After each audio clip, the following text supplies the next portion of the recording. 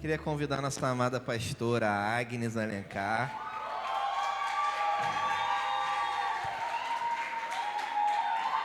Gente, o que eu já falei sobre os aplausos? Nada de aplausos.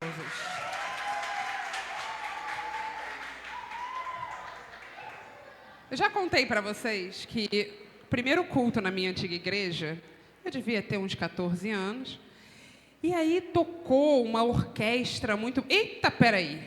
Enquanto eu tô contando essa história, crianças, vocês podem seguir ali a tia Karine, que vai ter classinha para as crianças. Ó as crianças. Tia Karine, dá oi assim para as crianças te verem. Isso, venham crianças. É ali em cima, a salinha das crianças. Cheguei na minha antiga igreja, estou sentada lá, e tocou uma orquestra muito bonita, em seguida um órgão muito bonito, e eu já estava o quê? Pronta para aplaudir. E aí a minha colega que estava do meu lado falou assim, aqui não se aplaude. Aí eu, não, tudo é feito apenas para Deus, não aplaudimos.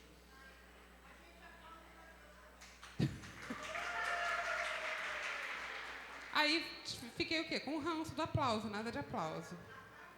Proibido aplauso, nada de aplauso. Bom dia. Gente, eu senti falta de vocês. Não sei se vocês sentiram minha falta, mas eu senti falta de vocês.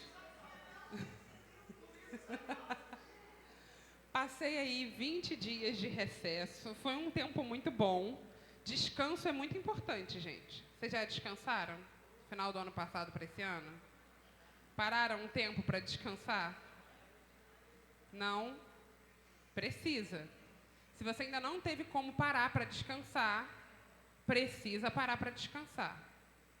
Estava conversando com a minha orientadora num determinado momento, minha orientadora do doutorado, e ela falou, mas quando você vai descansar? Se você não descansar, você não vai aguentar o tranco final, né? Que agora é o tranco final. Falei, não, vou descansar. Até printei, postei, porque que orientador que manda essa mensagem? Não é qualquer um, né? Então, printei, postei, falei, olha como a minha orientadora é fofa. Mas ninguém quer estudar indígenas, então ela tem poucos orientandos. Mas, voltando, é uma alegria estar aqui com vocês de novo. Dei uma bela descansada. Brinquei muito com o meu sobrinho que mora em Brasília, Bernardo, o nome dele. Não posto muito porque nem sempre eu posto foto de criança quando a criança é muito pequena. Tem um pouco de receio na internet. Mas ele é uma graça. Brincamos muito, andamos muito de bicicleta. Ele mora num condomínio que é o teste para todo ciclista. Você pensa assim, nossa, a vista chinesa é ruim. Não, não é ruim. A vista chinesa é tranquilíssima, perto daquele condomínio com uma criança sentada na cadeirinha. E, sabem, ele reclama quando eu vou devagar. Aí eu estou na ladeira morrendo e ele assim...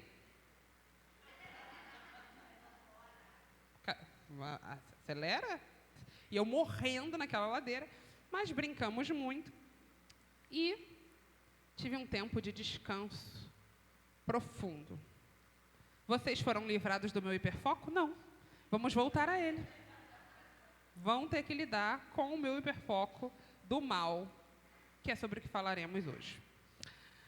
Foi uma semana especialmente difícil, imagino. Para mim foi. Acho que a semana só não foi difícil para quem se alienou, quem não estava olhando as notícias, o Instagram. Ontem mandei uma mensagem para umas amigas minhas, falei, eu não aguento mais. Não aguento mais. São 3 dias, eu não aguento mais ver notícias sobre o senhor presidente dos Estados Unidos. Eu não aguento mais notícia ruim. Todo dia uma notícia ruim. Não aguento mais. Chega. Cansei. Também não aguento mais esse povo usando a Bíblia para justificar as coisas. Ai, que é o anticristo isso, anticristo aquilo. Faça-me o favor. Era só o que me faltava. Foi uma semana difícil. E, de alguma maneira, eu acho que essa mensagem nos ajuda a pensar sobre essa semana. A gente vai conversar rapidamente sobre a comunidade de João. A comunidade de João é uma comunidade muito particular. Toda vez eu falo isso, e aí eu nunca sei quantas vezes eu já me repeti, mas eu vou repetir de novo porque repetição é um elemento pedagógico importante.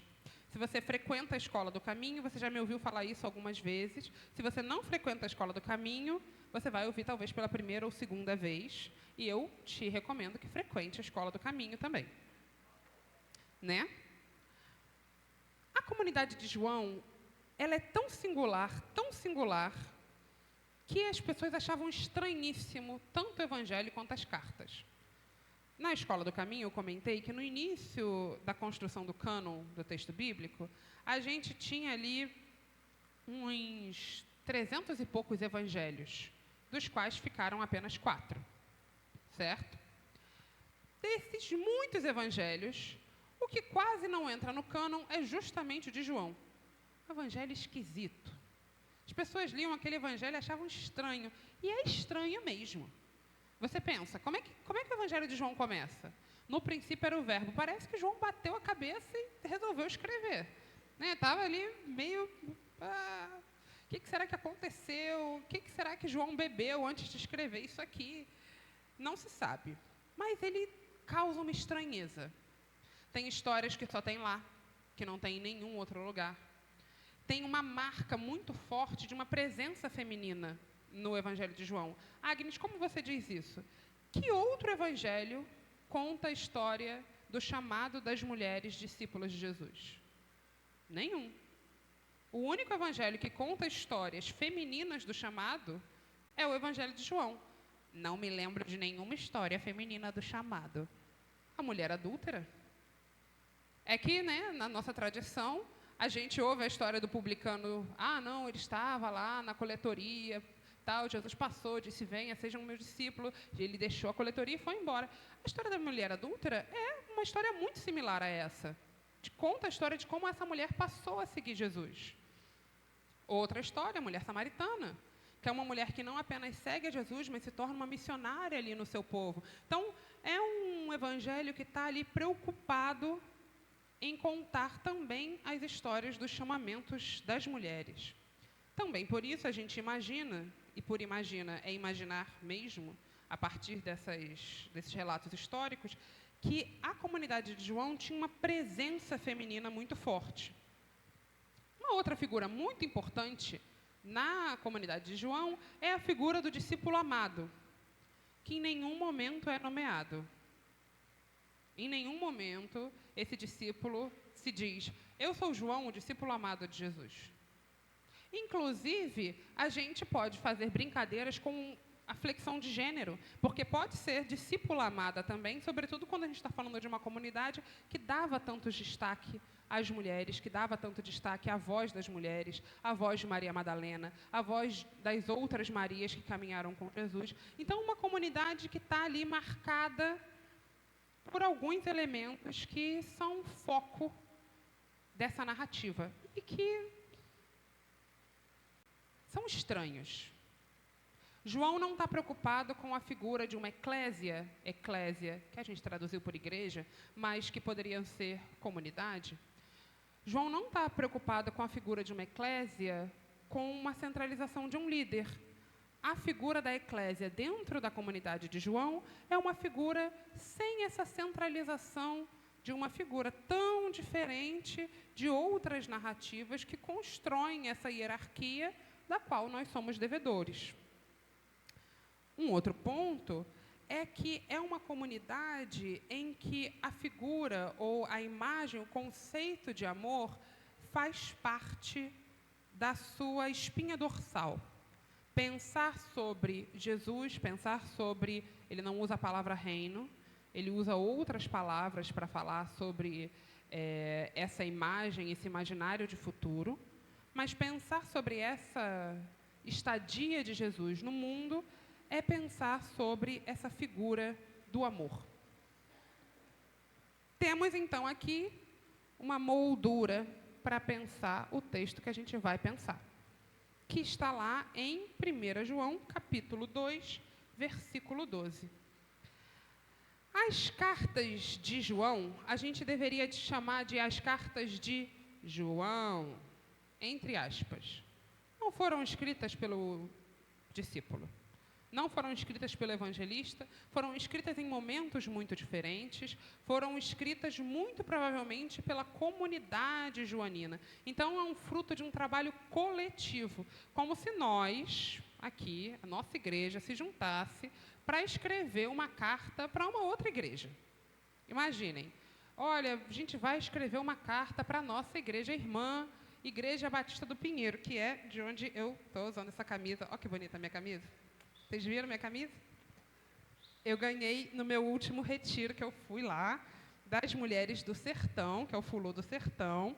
Aí nós vamos aqui nos juntar, vamos escrever uma carta para a Igreja Batista do Pinheiro.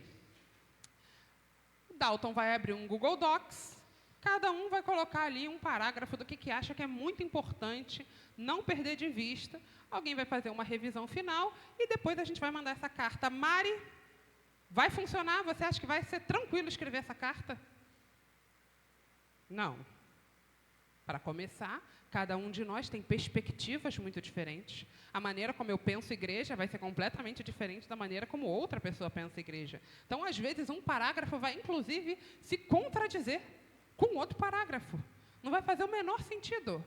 Mas, felizmente, o Dalton vai fazer a revisão final, vai dar uma cara de carta para tudo isso e pronto, acabou, é só a gente enviar. As cartas de João foi algo assim. Uma comunidade que está unida, vivendo uma verdade sobre o Evangelho, vivendo uma maneira de pensar sobre Jesus e resolve escrever para animar outras pessoas dessa comunidade, que era uma grande comunidade espalhada, que no início era, inclusive, considerada uma seita. Esses judeus malucos que acham que Jesus é o Messias. Seita. O cristianismo nasce, então, marginalizado como uma seita, algo esquisito, estranho. Dentro dessa carta, lá no capítulo 2, versículo 12, diz assim: Filhinhos, eu escrevo a vocês porque os seus pecados foram perdoados graças ao nome de Jesus. Pais, eu escrevo a vocês porque conhecem aquele que é desde o princípio. Jovens, eu escrevo a vocês porque venceram o maligno. Filhinhos, eu escrevi a vocês porque conhecem o Pai. Pais, eu escrevi a vocês porque conhecem aquele que é desde o princípio. Jovens, eu escrevi a vocês porque são fortes, e em vocês a palavra de Deus permanece, e vocês venceram o maligno. Muito bom. Esse é um texto poético que tem a tentativa de animar a comunidade. Não só aquela comunidade onde eles estavam, mas as outras comunidades cristãs. Então, está escrevendo para a pluralidade daquela comunidade. Olha, estou escrevendo para vocês que são jovens, estou escrevendo para vocês que são pais, estou escrevendo para vocês que são mães. É uma tentativa de dizer, olha, isso aqui que eu estou escrevendo é para a comunidade como um todo. Então, a gente poderia dizer que, ao ler isso aqui, nós estamos falando, queridos cristãos, membros dessa grande comunidade, eu estou escrevendo a vocês porque o pecado de vocês, os pecados de vocês já foram perdoados. Eu estou escrevendo a vocês porque vocês conhecem aquele que é desde o princípio. E eu estou escrevendo a vocês porque vocês venceram o maligno. Vamos nos deter no maligno. Por quê? Porque estou falando sobre o mal, é o meu hiperfoco, e vocês estão tendo que lidar com isso. Em casa ou aqui, está todo mundo tendo que lidar com isso, está tudo bem. Em breve, esse hiperfoco será expurgado, eu vou parar de falar sobre o mal, vou escolher uma outra coisa. No momento, a gente vai continuar falando sobre o mal. Quando fala de maligno, o que vem na cabeça?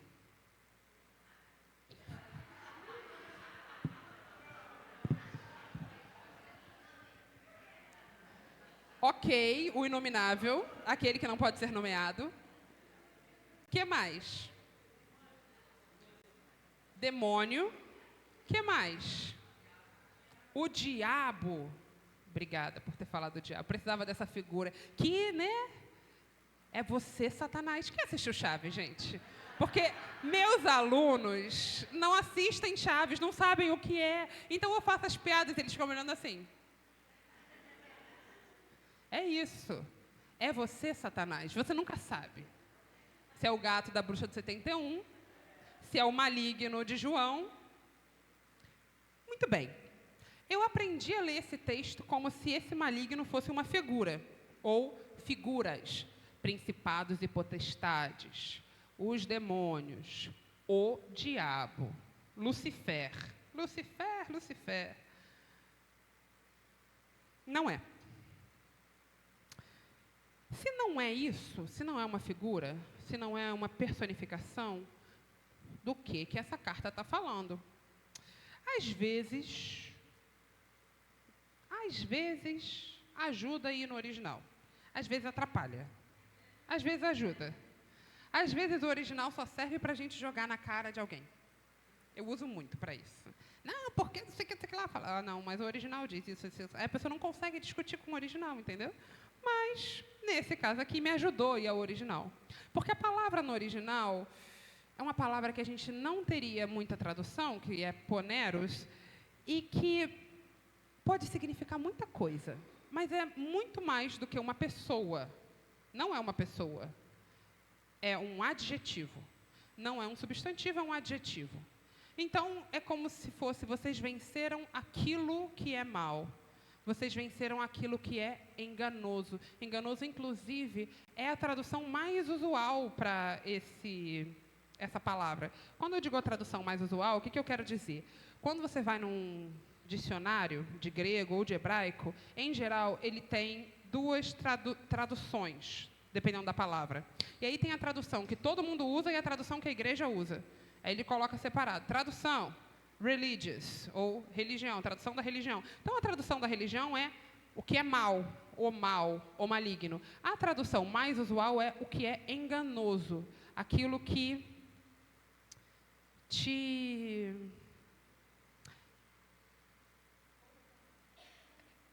confunde, mas é mais do que confunde, é aquilo que se traveste de alguma coisa. E ao usar a palavra traveste, eu penso assim, em fantasia. Sabe quando você se fantasia de alguma coisa, parece algo, mas não é. É isso. É algo enganoso a ponto de parecer, mas não ser. Quando o texto diz, vocês venceram o maligno, não está falando, então, de algo sobrenatural. Como seria bom se tivesse essa personificação do mal? Antes do fim do meu hiperfoco, a gente vai falar sobre o diabo. Antes do fim, porque o diabo, né, acho que vai ser lá para o final, eu vou falar sobre o diabo. Mas já falei para vocês que o diabo é uma fake news que pegou, funcionou muito bem, era um jeito fácil das pessoas explicarem muita coisa. Depois a gente fala sobre isso, mas não é sobre isso que João está escrevendo aqui. O mal não é causado por alguém ou algo sobrenatural, ou algo que move as ações do mundo para gerar maldade. Quem dera. Quem dera que fosse assim. Tem um autor russo, que eu não vou saber pronunciar direito o nome dele, começa Alexandre, que ele brinca dizendo, se fosse assim tão simples, se simplesmente a gente pudesse separar tudo que é mal, tivessem pessoas más em algum lugar praticando só o mal, e a gente pudesse pegar todas essas pessoas más praticando só o mal, colocar elas todas numa ilha, ilhados com o mal. Estávamos falando do... É Ilhados com a Sogra? Ilhados com a Sogra, né? Estávamos falando do Ilhados com a Sogra. Ilhados para lá, bota todas as pessoas más numa ilha, põe umas câmeras, faz um reality show e se livra das pessoas más. E aí esse autor fala, mas a linha que divide o bem e o mal corta o coração de cada ser humano. E quem está disposto a destruir um pedaço do seu próprio coração? O mal, então, não é algo que está fora de nós, mas algo que também pode ser agenciado por nós. E aí, nisso, essa semana eu tive a sensação de que o mal triunfou todos os dias. Gosto dessa palavra, triunfou. Venceu. O mal venceu. Essa semana eu olhei assim, gente, o mal venceu. Na minha vida, esse pensamento veio na seguinte maneira. Eu estava voltando para minha casa, tinha decidido que queria beber um Guaraná. Era sexta-feira, e eu queria beber um Guaraná zero. Não tinha Guaraná zero na minha casa, só tinha suco de maçã, eu não queria acabar com suco de maçã. Então, tá bom, vou passar no mercado, vou comprar um Guaraná. Uma coisa muito usual. Saí da minha natação, peguei minha bicicleta, fui até o mercado, parei. Quando eu estava entrando no mercado, tinha uma mãe com uma criança no colo e ela perguntou: você pode trazer uma cartela de Danoninho? Aí eu pensei, ai, que inferno. Não respondi, porque eu faço ouvido de mercador e entro, mas é mentira, eu tinha ouvido. E aí eu passo o tempo inteiro no mercado assim, ai, meu Deus, a pessoa me pediu um Danoninho, e agora? Levo o Danoninho, não levo o Danoninho? Estou dentro do mercado, eu ia comprar umas outras coisas. Não vou falar, porque é tudo câncer em pacote. Tipo, salsicha, umas coisas assim. Deus me salvou, não tinha salsicha no mercado. Gente, que mercado que não tem salsicha? Não tinha. Só tinha um Guaraná zero.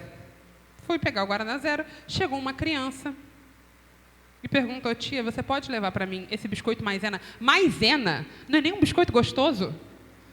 Você vai dizer não para um biscoito maisena? R$3. Aí eu pensei assim, não posso dizer não para esse biscoito maisena, né? Vou levar o biscoito maisena para ele. Tá bom, vou levar o seu biscoito maisena. Aí no que peguei o biscoito maisena, lembrei do quê? Do Danoninho. Ah, vou pegar o Danoninho da pessoa. Peguei o Danoninho, meus 4 Guaraná zero, fui para o mercado, fui lá, né, paguei. A menina estava super animada, querendo entender como é que funcionava aquela esteira do mercado, sabe? Quando o moço aperta e vem. Aí o moço deixou ela ir para trás do caixa, apertar, brincar de... E eu só assim. Entreguei o Danoninho, fui pegando a minha bicicleta e lembrei de uma vez que eu saí da farmácia, tinha comprado alguma coisa para alguém, e o senhor disse: minha senhora, isso é tudo golpe, eles vão vender no morro e vão comprar drogas. Peguei minha bicicleta, subi em cima da bicicleta e pensei, meu Deus, se eu não puder comprar um Danoninho e um biscoito para uma criança, porque eu acho que estão me enganando, o mal realmente venceu. O mal venceu. Se eu não posso entrar no mercado, comprar um Danoninho e um biscoito de uma criança que me pediu, porque eu acho que essa criança está me enganando, o mal venceu. Venceu no meu coração. Porque a minha generosidade passa por um lugar que não é o lugar onde a minha generosidade deveria passar. Aí eu pensei, meu Deus. Cheguei em casa, olhei as notícias, o que nós tínhamos... O mal vencendo. E o mal é uma figura tão difícil da gente aprender. Como eu sou uma pessoa nerd, vou falar de um filme que já foi lançado há muito tempo, mas vou dar um spoiler, então alerta de spoiler. Meu marido não gosta da trilogia nova do Star Wars. Eu adoro. Eu acho o máximo a nova trilogia do Star Wars. Eu adoro a Rey, eu adoro os novos personagens. Eu, particularmente, gosto muito. Eu gosto de todas elas. Eu sou assim, né, um pouco suspeita. Eu gosto muito do universo Star Wars. E eu gosto muito da última trilogia. No último filme da última trilogia, tem uma cena em que a Rey vai finalmente se encontrar com esse grande vilão que, para os fãs de Star Wars, é o Imperador Palpatine. E quando ela chega lá, ele se mostra para ela como tendo se reatualizado em diversos momentos, e você descobre que vários vilões eram ele mesmo, articulando aquilo. E eu acho aquilo genial, porque o mal, ele é assim. Ele se rearticula o tempo inteiro. Você pensa que você derrotou e ele volta em outra forma. Você pensa que você venceu e ele volta de um outro jeito. E aí ele está lá destruindo, porque assim, não sei se vocês sabem, mas em Star Wars é sempre a mesma coisa. Primeiro você tem uma bola gigantesca que consegue destruir um planeta. Depois você transforma isso numa nave gigantesca que consegue destruir um planeta. E aí, naquele momento, era tipo um canhão em cima de uma nave que conseguia destruir vários planetas ao mesmo tempo. Então, eles estão tentando destruir aquele planeta. E aí, enquanto isso está a Rey lá embaixo lutando com o Imperador, que é muito mais forte do que todo mundo, e ela está lá quase morrendo, e ele está destruindo tudo ao mesmo tempo, porque ele tem o poder para destruir tudo, porque o mal é isso, o mal destrói tudo ao mesmo tempo. E nesse momento, lá em cima, enquanto as naves estão voando, tentando destruir os canhões, o comandante daquele ataque, que é o Paul, ele se desespera e ele fala assim: meus amigos, nós vamos perder. Me desculpem, eu achei que a gente tinha uma chance, mas eles são muitos e nós vamos perder, eles são muitos. E nessa hora, claro, porque é um filme de Hollywood, entra alguém falando no microfone e fala: eles são muitos, mas somos mais de nós. E quando ele levanta a nave, ele descobre que tem um monte de naves que vieram lutar, e aí pronto, vencem, viva! O mal é vencido nesse dia. Muito bom.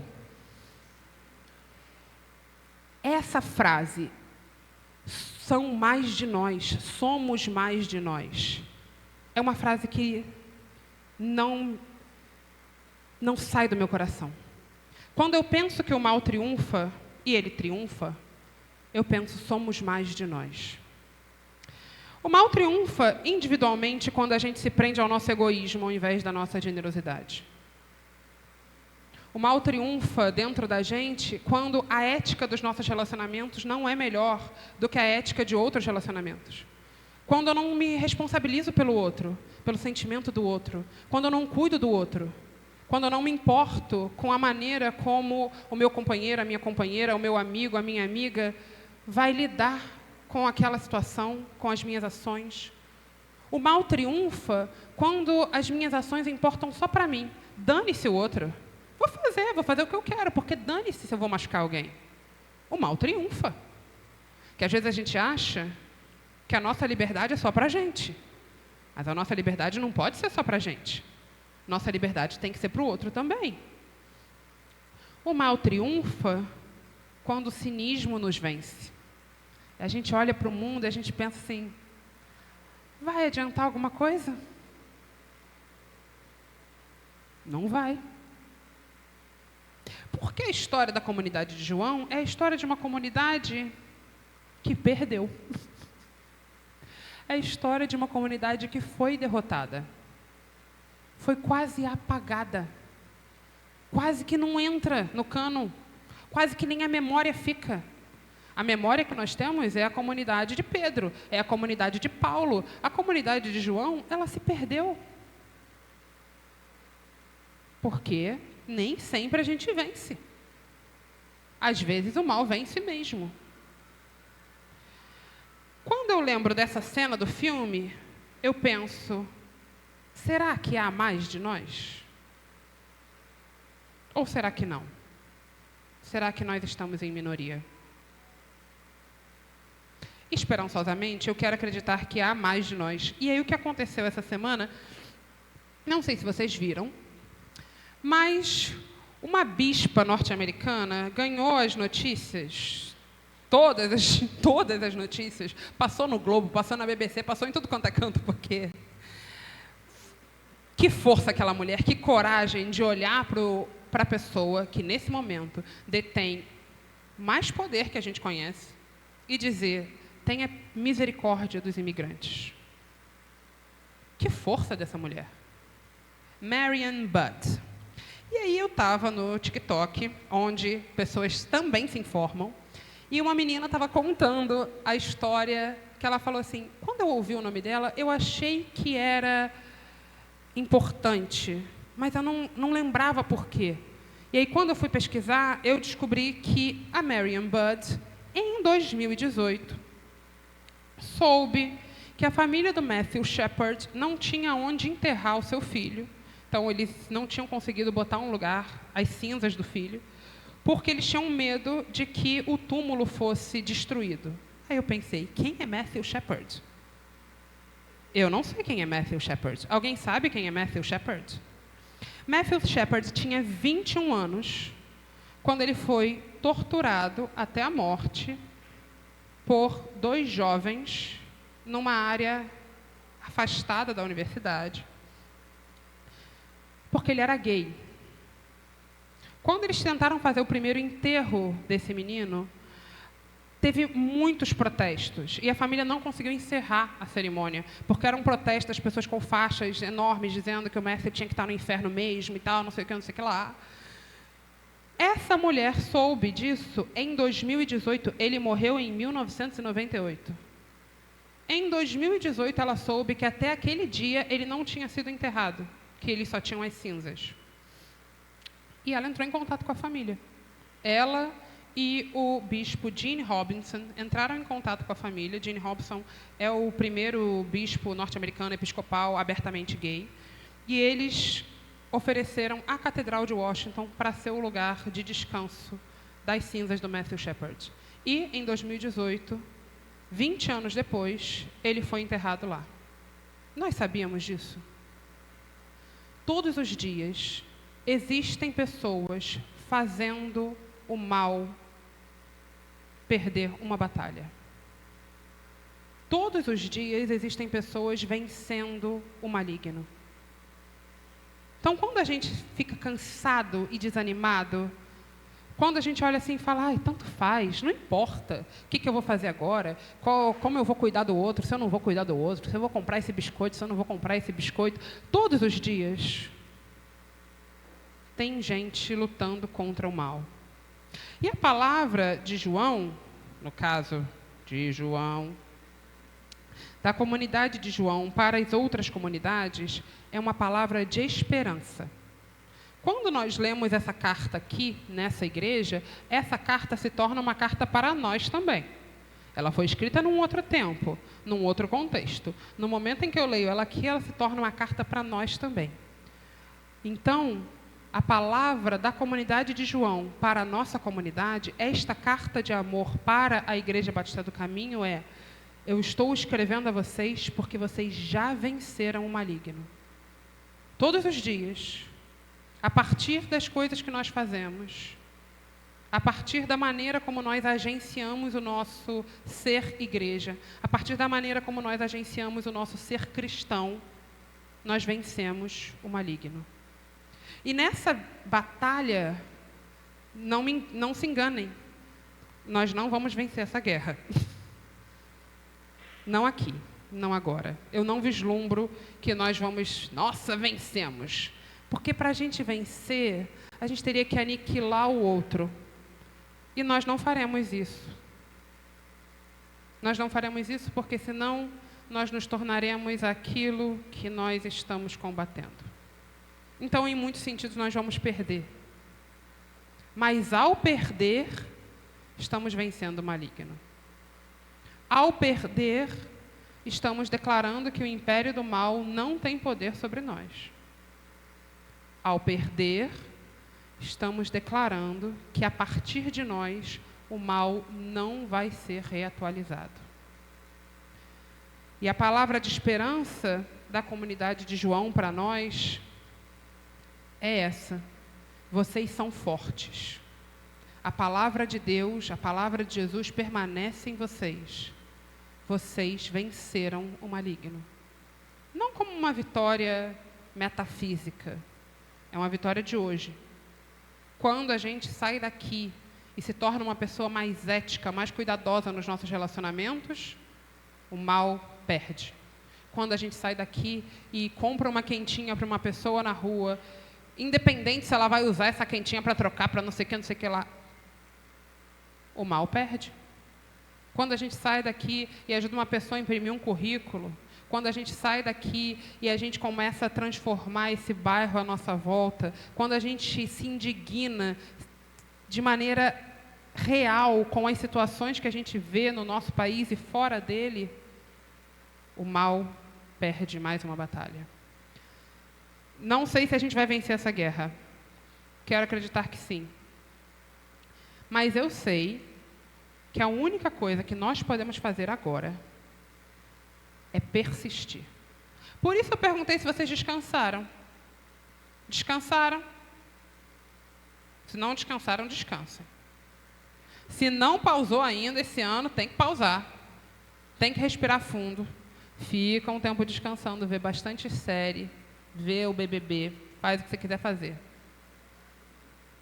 Mas saiba que a gente tem uma luta. É uma luta grande. É todo dia. Às vezes, é a gente contra uma engrenagem do mal que nos faz desconfiar das pessoas, que nos faz olhar para os pobres e para o proletário como se eles fossem diferentes da gente. Essa é uma luta grande. Às vezes é uma luta contra a gente mesmo, contra o nosso egoísmo, contra os nossos desejos de liberdade que solapam o outro, que passam por cima do outro, que passam por cima do coração das pessoas que a gente diz que ama. É uma luta grande. A palavra de esperança de João é: eu escrevo porque vocês já venceram. Eu escrevo a vocês, Igreja Batista do Caminho, vocês já venceram. Muito bom, mas amanhã tem que vencer de novo. Que bom que vocês já venceram hoje, venceram ontem. Amanhã tem que vencer de novo. O império do mal, a gente não consegue destruir usando as mesmas ferramentas. Senão nós nos tornamos parte dessa engrenagem. O império do mal, a gente vence permanecendo nesta palavra que é o amor. A palavra de esperança de Star Wars é: há mais de nós do que a gente imagina.